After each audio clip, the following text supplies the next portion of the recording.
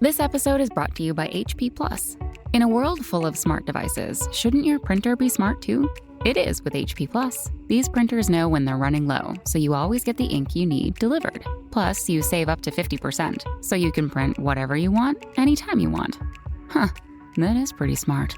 Get 6 months of instant ink included when you choose HP Plus. Conditions apply. Visit hp.com/smart for details.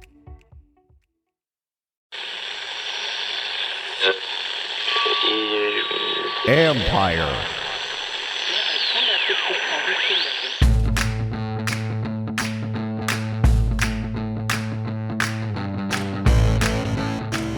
Hello and welcome to my podcast. For the third week in a row, it's a victory podcast as I rehash the game with the voice of the Washington football team, Bram Weinstein, after Washington's 17-15 win over Seattle. We talk about the run game, the defense. Can they sustain this effort? Some obstacles they're going to face this week, and much more. Yes, as of now, they'd be in the playoffs and they're only 2 games behind Dallas. But so much more work remains. You can follow Bram on Twitter at RealBramW, and you can read my work on ESPN.com. Look for more stories on the Washington football team Tuesday or Wednesday. Or you can check out my story on linebacker Jamin Davis and his college teammate Chris Oates, who suffered a stroke in the spring of 2020. It's a story about their relationship, how that tragedy for Oates helped spur Davis to becoming a first-round pick, and what Oates is facing now. And for the podcast, I'll play my conversation with Davis this Wednesday. But now, let's get to my conversation with the voice of the Washington football team, Bram Weinstein.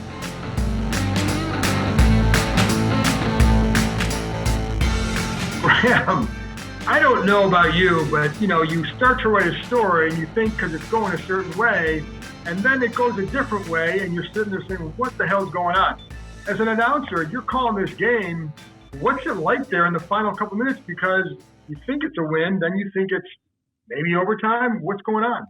Well, I knew after the 2-point play that Seattle got to tie the game, I think I said something right before the half. I'm like, this was going to end weird because you just knew it. This one had the weird vibes all over it. And it was probably the third and 1 that they couldn't convert where I was like, this is going to have a bizarre ending. Like it just is. It should have been over, but they don't have a kicker and they should have been blowing them out. I mean, go look at the stat sheet. Should have been blowing them out. And then 97 yards. They hadn't gained 97 yards in 3 quarters, and like 97 yards, no timeouts. And of course, that first flag came. I went, oh my God, here we go. And I thought at that point where it was going. Yeah, I knew where it was going. And I thought for sure when they got, lined up for the 2-point conversion, they were going to tie it. And then it didn't. Then the crazy onside kick. Then we were totally confused about why they didn't get the recovery. That was nuts. It really was nuts. But, even on that 2-point conversion, because the one thing that's impressed me during this 3-game winning streak is how this team has setbacks during the game. And nothing has gone perfectly for them. And that 2-point conversion at the end of the first half is an example. But even after that drive, I kind of still feels like they're going to make a play because that's what they've done. That's kind of the team they've been creating these last couple of weeks. Yeah, I guess you didn't share that optimism. Yeah. I mean, I'm, you know me, I'm very optimistic. And even when it was like ugly early in the season, I was like, it's a long season, they turned it around last year. Saying that. I can vouch for that. They turned it around last year. I do think they have a very good team. In fact, I think they have a deep team. I think they have a versatile team. And I could never imagine after the first month that their defense would play as poorly the entire season. So, I was hanging on to some hope that things would turn for them. Schedule was ugly, though, for sure. Looked really ugly. And, here they are playing better. And honestly, this is the second time in 3 weeks that I don't think the score is really emblematic of how badly they beat the other team. And I include Tampa on that. They finished them off late with that long drive, but it's the same thing.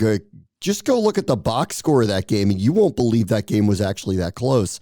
And tonight, the fact that Seattle had a chance to tie and then potentially even get it back and win it would have been one of the most ridiculous, lopsided, lucky wins of all time. Honestly, it would have been because they had no business even being in it. And that score is not even remotely close to how badly Washington beat them tonight. What's going on here? Like, why do you think they've been able to listen? They were down to their fourth center. You know, Curtis Samuel played, but he wasn't a factor outside of one play, and he had 10, 15 snaps. Logan Thomas helped, but they don't have their starting defensive ends. Why do you think they've been able to sustain this? I would describe their MVP as the offensive line in its entirety this year. That the depth along their offensive line, their ability to, with limited exceptions, like when Sadiq Charles played right tackle, he was exposed in Denver. That is one of the limited exceptions of moments where under almost any other circumstances, a unit would break. And for some reason, this one hasn't. And the depth along the line, I think the coaching along the line must be credited here. The resiliency of the team, which has happened now 2 years in a row. It's going to get tested again. Honestly, this is a huge ask this weekend to play Monday night, fly across the country, be as beat up as they are, and play. And everyone's going to look at the Raiders and think that that's a win. A team that's going to have had 11 days rest. This is going to be a massively difficult task. And honestly, if they go and win, I don't care what you think of the Raiders. If they go and win this one, it will be as telling about this team as anything that they've done in the first 2 years, because the schedule did them no favors. Short week, fly across the country, play a team that played 4 days earlier than them. Come on, man. Like, that's crazy. This is if you're in the NBA, this is what they would call a schedule loss. Yes. Well, they got a few of them. Some games said they do, because coming up, it's other teams are going to be more rested, and so that is a tough. It's not impossible, but it makes it tougher. But you know what? Let's go back to the one thing you talked about, because it showed again tonight. That depth continues to help them on that offensive line. And they started to build this, and Rivera talked about this afterwards, but you and I talked about this on your radio show earlier in the day. They started building that 2 years ago when Rivera first got here, he and Kyle Smith. That first offseason free agency was a lot about building depth. And people listening, please remember this when it comes to free agency this year, and if they don't sign a big-name guy in the first hour or the first day or the first 2 days, because what they've done the last couple of years in free agency really is build that depth. And you have the examples of line, Cornelius Lucas, Charles Leno, Eric Flowers was a trade. Wes Schweitzer was a big get. You know, drafting Keith Ismail. That's all depth. And then you have to credit Matsko with developing those guys. And you see them working a lot after practice. The young guys, the guys who aren't playing, you know, that's how you're going to develop them. You're going to work them after practice. You're going to work them before games to get, you know, techniques, et cetera. So when they go in there, they're ready. Keith Ismail is their fourth center. He went in there and he was ready. And Bram, like, that depth has been a big reason, an understated reason, because they're not doing it with stars. They're doing it with depth. Yeah. I mean, I think it goes back to, it's funny, like, one of them predates this administration, but the three big signings that they've had, Curtis Samuel, who, you know, has barely played in the first year that he's been here, William Jackson, who was widely criticized for how he played early in the year, Landon Collins, who predates them, one of the most widely criticized. Those are the three big money deals they've done over the last few years, short of signing their own guys, Chase Roulier, Logan Thomas, John Allen. But those formed for them and got big money deals, you know, internally. What have been the hits for them? Wes Schweitzer, DeAndre Carter, Thomas initially, J.D. McKissick, Taylor Heineke, Charles Leno, Eric Flowers. It's all of these bargain, nothing transactions that, you know, you write about because you cover the team, but doesn't even make the front page of ESPN.com because no one's paying any attention to it. And it's made them deeper, and they've hit on so many of them. Like, that's really the most amazing part of it. And it's probably more a testament to coaching, leadership, fundamentals, you know, culture change that they talked about, that this team is hanging in there, like totally hanging in there. And like, what was the John Allen line? Like, I don't want to, what was it? I don't want to reward a fish for swimming or something like that. What he said is, I still think I hate losing more than I like winning. You're supposed to win. That's what we do. You don't reward a fish for swimming. Yeah. It's a great line. It is I a great line. That. And it's also, look, they're 5-6.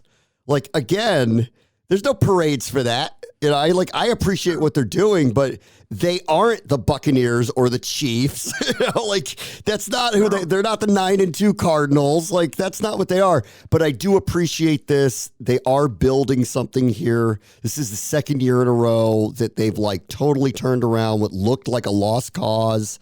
They're playing their best ball now, meaningful football in December. Dallas is careening here, so all of a sudden, everything's back on the table again. 2 games back. Yeah, 2 games back. Haven't played them yet. Get them in a couple of weeks. There's obviously a bad, situation going on down there right now with the virus. So I mean, I'm hoping, everything's fine with those guys, right. But still, bad timing. They're playing in a few days. I don't know who they're missing. Their coach is going to be there.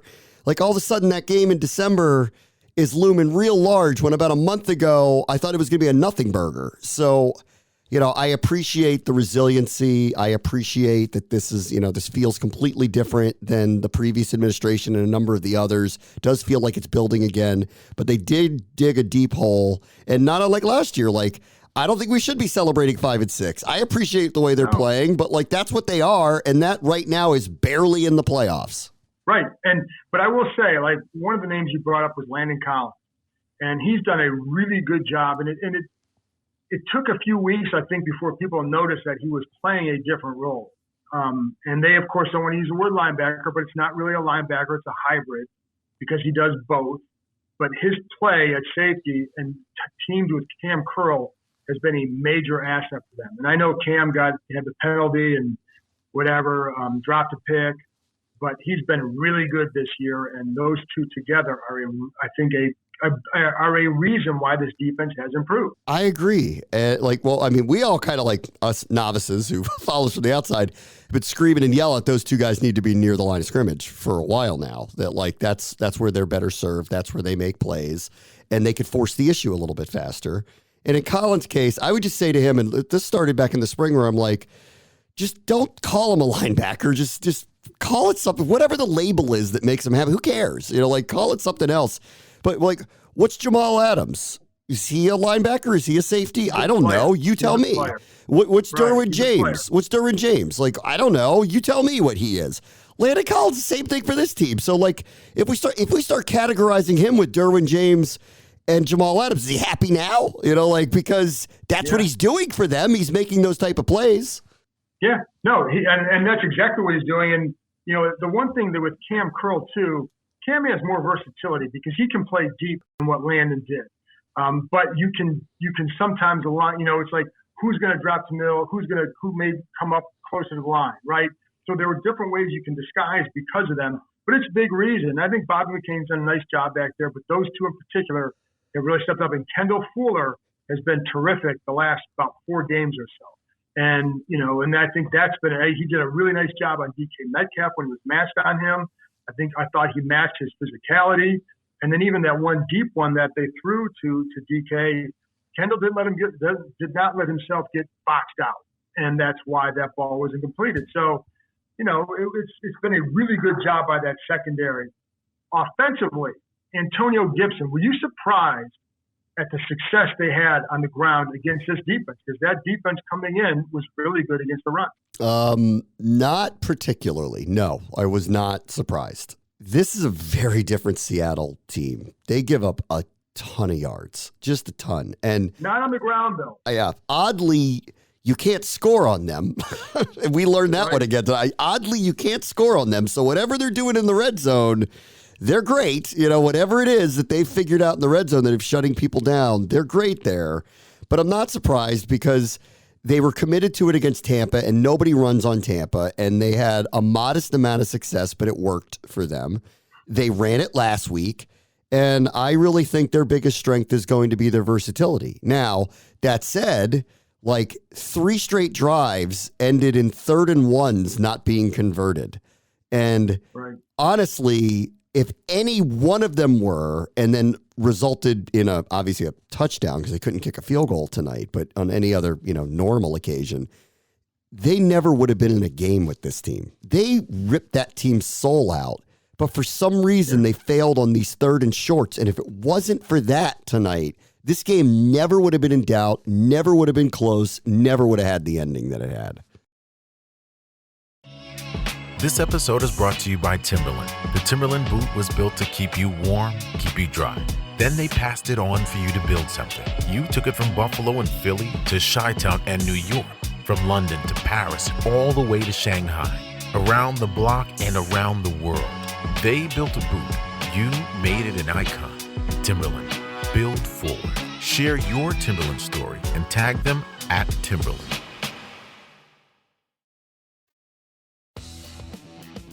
One thing, I'm going to go ahead and just step back 1 second about Cam Curl. Very unusual. At the end of Logan Thomas's press conference, he said, I just want to say one thing. And you wonder, what the hell is he going to say? He said, Cam Curl is a top 5 safety in this league. Like, go watch the film. And he's like, it was unprompted, which just tells you the respect that guy has in the locker room. And I've always been a fan of that guy. And I think he's a very smart player. But anyways, going back to the run game, and one of the things that I think there are a couple things that have helped there. Bates' blocking has been very good. I feel like the motion does a really good job at times of, one, changing gaps, but also freezing linebackers. And you saw that one time on like an 8 or 9 yard run by Gibson, where they send Carter in motion, and you see Bobby Wagner. His first step is back, and he's on the back side. And so by doing that, and he hesitates, it allows Gibson to run over the left side, and Wagner eventually makes a tackle, but because of how he hesitates, it's 8 or 9 yards downfield. So they've been having a lot of success with that too. So I like the style of runs that they're using, right? There's a lot of physical play, but there's also some good design as well. And then last year, at the end of the year, I was talking to some people in the league and about this offense. They're like, well, what do they do well? What is it that they can hang their hat on? What is it when it's late in the game? What are you going to go to? Well, we know now. It's the run game. And this is what, we had talked before earlier in the year. Like this is a team that needed to run the ball to have an identity, and they're doing so. And I give them a lot of credit for sticking with it. So, it's been nice to see that style evolve. They're really versatile.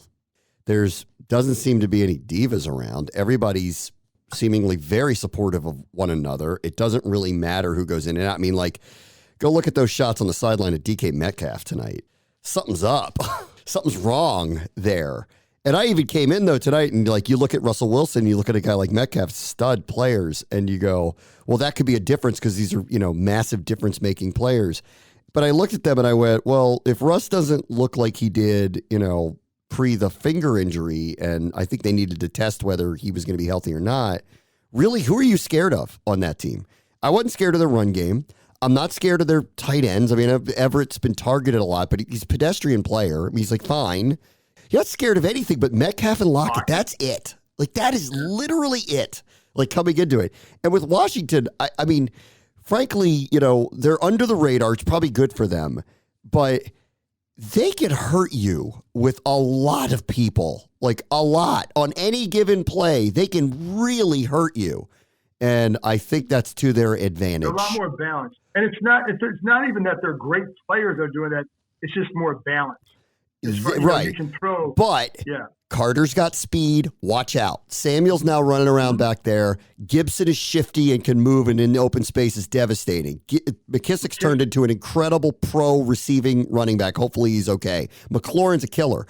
There are, on any given play, 4 or 5 guys on the field at the same time that can hurt you, and you don't know where the ball is going. And it plays to their advantage, and, good on them because they're shuffling people in and out. So the idea that they'd have timing or chemistry or any of that stuff is really a testament to they're kind of hanging in there with all of these moving parts and somehow keeping the train running on time.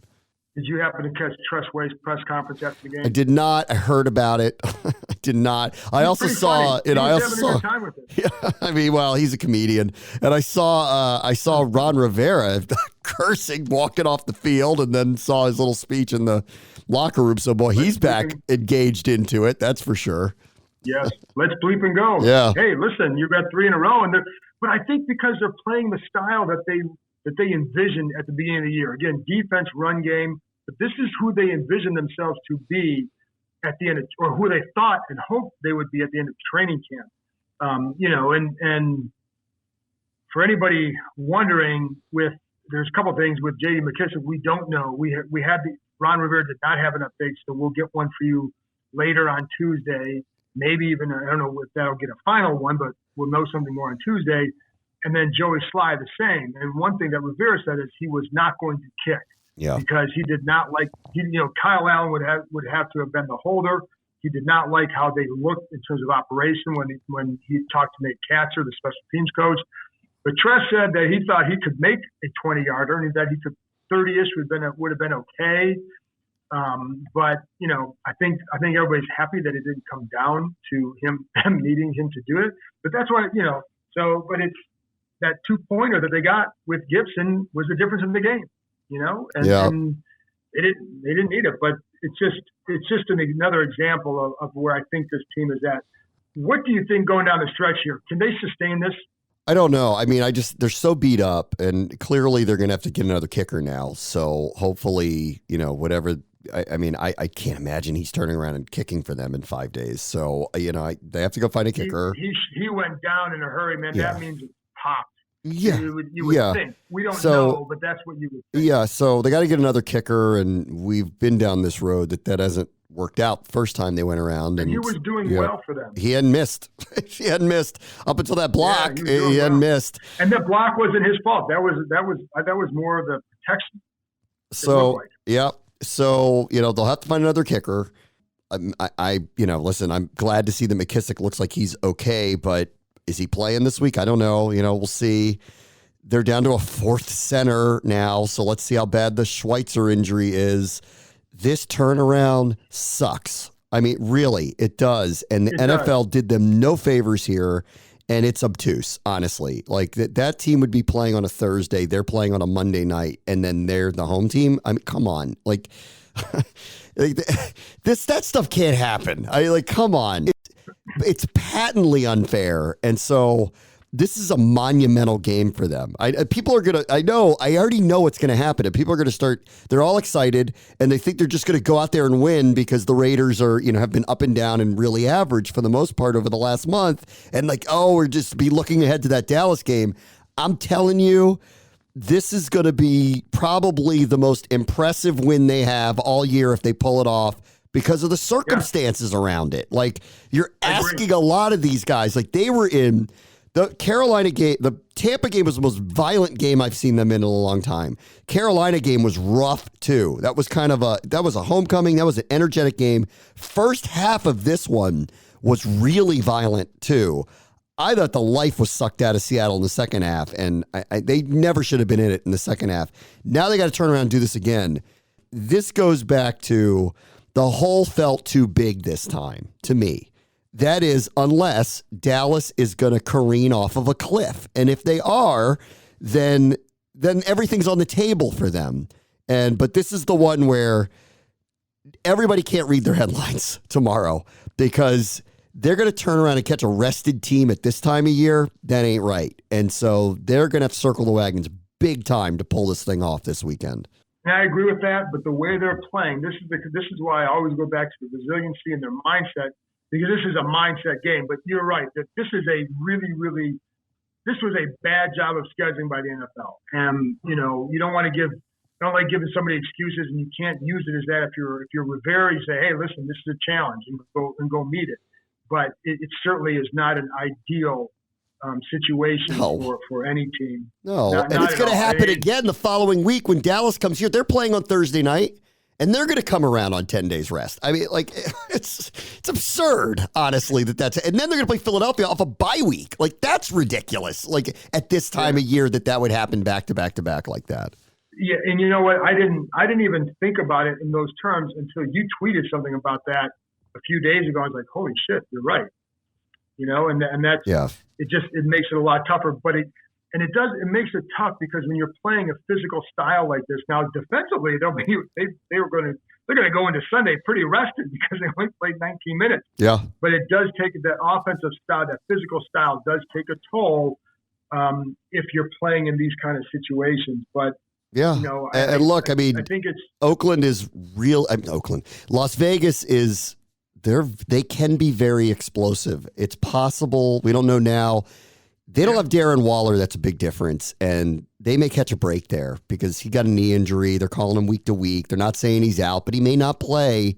And they're catching an enormous break if he doesn't play. He's such a huge part of what they do. And so, listen, I get it. Everybody has specific advantages. All I'm saying is I don't like this turnaround, especially if Vegas was coming here, I'd feel differently about it. The fact that we're flying over there after they played, come on. How that slipped through the cracks is patently ridiculous. But whatever, no excuses. And again, the part it doesn't change is the games they left on the field, New Orleans, Denver, and, to some degree, Green Bay, in my mind. Had they won any of those, this wouldn't be the dire feeling that is attached to all of these things. So it's on them that they dug the hole that they dug. And so that's why I'm not excusing them. I'm just pointing out. I really think everybody who's, locked in and watching what's going on here to pay very, very, very close attention to this game because getting through this one is going to be as hard as anything that they've had all year. Absolutely. And of all those games you just mentioned, the Denver one is the one that sticks with me because self-inflicted loss when you look at it, in part because they cut Dustin Hopkins for a guy who had never kicked, and he clearly wasn't ready to kick. If they had cut him for Joey Slye, good move. Slye was pretty good. But for Blewett, that was a guy who 2 kicks blocked in that game, that's a decision that could haunt them the rest of the year. But doesn't have to if you go out there and win. But it does, like you said, they don't have a lot of margin for error right now, and that's where it gets difficult. But you know what, Bram? December is going to be interesting. And a few weeks ago, would you have thought that? No, not really. I mean, going into the bye, I didn't know what to expect coming out of it. I didn't expect this. This is what they were at this time last year, and I just didn't see it coming this time. So I'm happy it's happening. I love riding the Heineke train. The fact that they scored 17 points and won in a late November game ought to tell you something about the mettle of the team. It's the first time this year that they won a game where they didn't score at least 27. So the defense has really come around here. And so, listen, there's a lot to like, obviously. They're extremely competitive. They're totally bought in. I think they have one too many injuries and one too many losses, in my opinion. But I'm not putting anything past them at this point. And all of a sudden, they are playing a couple of teams that aren't exactly going the right way. So, maybe the results will continue to fall in their favor. And the last thing for me, Bram, is the one thing I wanted to see in the second half of the year was compete. Go out there and compete and finish strong. And because I think if you do that, regardless if they get in or not, and you want to, obviously fans, you want to see them get in. But even if they don't, you at least have, again, developed a certain style of play and a certain approach and expectation. And so I think those are things that come from this kind of situation. I don't think this team's going to be happy if they finish like 8 and 9 and they don't get in. I don't think they're going to be happy about how they finished. They'll look at like what they blew earlier to not get in there. So we'll see. But again, it's going to be interesting down the stretch, and that's really a lot more than what people thought would happen a few weeks ago. So Bram, thanks a lot for joining me, and we'll see you out in Vegas. All right. See ya. That's it for this episode. Thanks to Bram for joining me, and thank you, as always, for listening. I'll be back with another episode Wednesday. Talk to you next time.